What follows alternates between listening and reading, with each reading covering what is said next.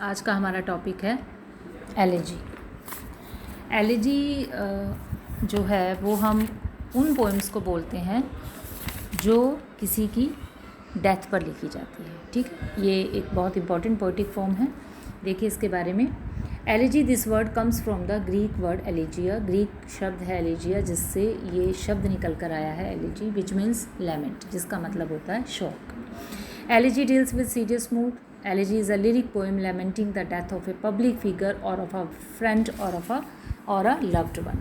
Elegy जो है वो सीरियस मूड तो बट ऑब्वियस रहना ही है जब आप एक ऐसे सीरियस इशू पर लिख रहे हैं, डेथ पर लिख रहे हैं। तो एलिजी जो है वो पोएम कहलाएगी जिसमें किसी की डेथ का जिक्र हो। लैमेंटिंग होता है शोक, दुख प्रकट करना, कि जिसमें किसी की डेथ का शोक। अब किसी मतलब कि या तो वो पब्लिक फिगर भी हो सकता है, कोई सेलिब्रिटीज़ हो सकती है, आपका कोई फ्रेंड हो सकता है, आपका कोई रिश्तेदार हो सकता है। Elegy deals with the theme of human mortality. इस तरह से हम कह सकते हैं कि जो एलिजी है वो मानव जीवन की नश्वरता के बारे में डील करती है, कि मनुष्य जो है जो पैदा होता है उसको मरना होता है, यानी इस तरह के थीम से रिलेटेड ये पोएम्स लिखी जाती हैं। It can be written in any meter that the poet choose. कोई भी मीटर हो सकता है, राइम स्कीम का ज़रूरी नहीं कि पर्टिकुलर एक पैटर्न इस तरह की राइम स्कीम होनी ज़रूरी है। जैसा पोएट को पसंद है वो लिख सकता है। Its composition is in verse, poetic form ही होती है इसकी।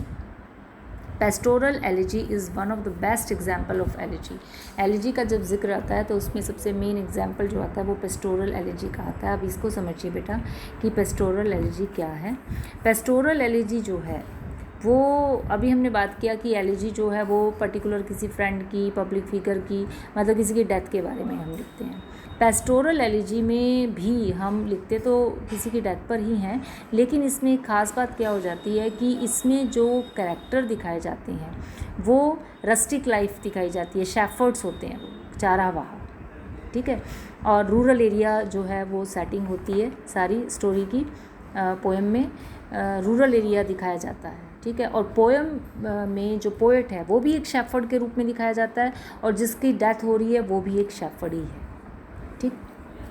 देखिए, pastoral elegy deals with the life of a shepherd. ये उनकी एक आइडलाइज्ड जो है लाइफ के बारे में जिक्र करते हैं। In pastoral elegy the poet in the guise of a shepherd, अभी जो मैंने जिक्र किया कि एक शेफर्ड के वेश में, गाइज ऑफ वेश में, कि शेफर्ड वो अपने आप को उसमें शेफर्ड के फॉर्म में दिखाता है। Mourns the death of his friend, अपने मित्र की फ्रेंड पर की डेथ पर वो दुख प्रकट करता है। हु इज़ अनदर शेफर्ड, जो खुद एक शेफर्ड है।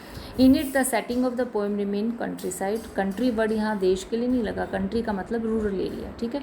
जो सेटिंग दिखाई गई है पोएम में वो रूरल एरिया की रहेगी पेस्टोरल एलिजी में। There are 3 parts of an elegy. अब जब एक एलिजी, जब हम इस पोएम का जिक्र करते हैं एलिजी का, तो उसमें आपको 3 पार्ट्स देखने को मिलते हैं बेटा।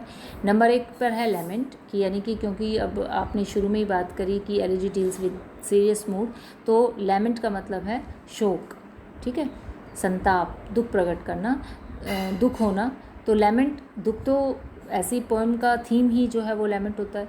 सेकंड नंबर पे है प्रेज एंड एडमिरेशन, कि पोइट जो है जिसकी डेथ हुई है, जिसके बारे में जिक्र करा, अगर डेथ का जिक्र कर रहा है तो उन मरने वालों के बारे में तारीफ़ भी ज़रूर लिखेगा कि उनके कर्म अच्छे थे, उन्होंने इतना अच्छा काम किया, ये वो। और थर्ड नंबर पे आता है मेन पार्ट कंसोलेशन। लास्ट में पोइट जो है अपने आप को कंसोल भी करता है ऐसी पोएम्स में, ये समझाते हुए कि जो डेथ है वो एक नेचुरल प्रोसेस है और लॉ ऑफ नेचर है, हर एक इंसान जो पैदा हुआ उसको मरना होता है। इस तरीके की बातें करके वो अपने आप को कंसोल भी करता है। अब हम बात करते हैं बेटा एग्जाम्पल ऑफ एलिजी की। सबसे पहला एग्जाम्पल मैं देना चाहूँगी, आपके जो सिलेबस में भी है, आपकी third poem elegy written in a country church, ठीक है। ये एलिजी है, ये एलिजी मतलब ये पोएम है, एक पोएम है जिसमें जो थीम है वो डेथ लिया गया है। Written by Thomas Gray, Thomas Gray इसके राइटर हैं। And he has written on the death of his friend Richard West. उसने फ्रेंड रिचर्ड वेस्ट की डेथ पर ये लिखी थी, बट इट डजंट मीन कि रिचर्ड वेस्ट ही है पूरी पोएम में, ठीक है। यहाँ पर डायरेक्ट जो थॉमस ग्रे ने इनके बारे में नहीं लिखा। In this poem he laments the death of poor villagers. वो किसका जिक्र कर रहा है? वो गरीब गांव के लोगों का जिक्र कर रहा है, ग्रामीण लोगों का जिक्र कर रहा है जो कि कंट्री चर्चयार्ड, कंट्री यानी उस रूरल एरिया के चर्चयार्ड में दबे हुए हैं, दफना दिए गए हैं। ठीक है। The poet wants to say that death is very powerful, it doesn't spare anybody.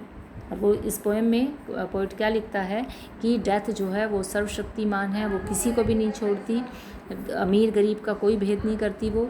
The rich and powerful people should not look down on the poor.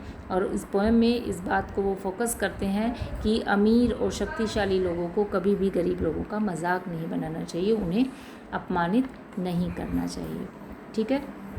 Another example is Lycidas, written by John Milton in 1637 on the death of his friend Edward King. Milton के friend थे Edward king, जिनके death पर इन्होंने ये poem लिखी अपनी। और last example है आपका वॉल्ट विटमैन, एक अमेरिकन पोइट रहे हैं बेटा, उन्होंने पोएम लिखी थी ओ कैप्टन माई कैप्टन। और ये पोएम थी अब अब्राहम लिंकन का नाम आपने सुना होगा, अमेरिकन प्रेसिडेंट, उनके बारे में, उनकी डेथ होने के बाद उन्होंने ये पोएम लिखी थी ओ कैप्टन माई कैप्टन। तो अब अगर हम अब इसको कंक्लूड करें एलिजी को, तो एलिजी में क्या है, आपको एक पहली बात ये क्लियर करनी है कि एलिजी जो है वो पोएम है जो किसी की डेथ पर लिखी जाती है। ठीक है। सेकेंड नंबर पे जब डेथ पर लिखी गई है तो इसका मूड जो है वो सीरियस रहेगा, इसमें ह्यूमर नहीं होगा, इसमें सीरियस होगा। ठीक है, मूड उसका। और तीसरे नंबर पे ये जो है 3 पार्ट्स इसमें एलिजी में आपको देखने को मिलते हैं कि लेमेंट भी मिलता है, प्रेज एंड एडमिरेशन भी मिलती है और कंसोलेशन भी मिलता है। आप अपना इसी का एग्जांपल लें, अगर हम elegy written in a country churchyard का, तो पहले वो ये दुख होता है पोइट को कि ये लोग मर गए हैं, दबे हुए हैं, पता नहीं कितने लोग जो हैं जिनकी डेथ हो चुकी है। उसके बाद वो उन गाँव वालों के बारे में सोच के उनकी तारीफ़ भी करता है कि कितने मेहनती लोग रहे होंगे, इन्होंने कितनी मेहनत की होगी अपने बच्चों को पालने में और सब कुछ। ठीक है। और लास्ट में इस एलिजी में वो कंसोल करता है फिर कि ये सोच के कि death is the most powerful thing. Okay, तो ये तीनों पार्ट एक एलिजी में होने बहुत ज़रूरी हैं, तभी वो जो है परफेक्ट ढंग से लिखी गई एलिजी कहलाती है। इसको आपने बेटा लिखना भी है और अच्छे से लर्न भी करना है। Okay, thank you.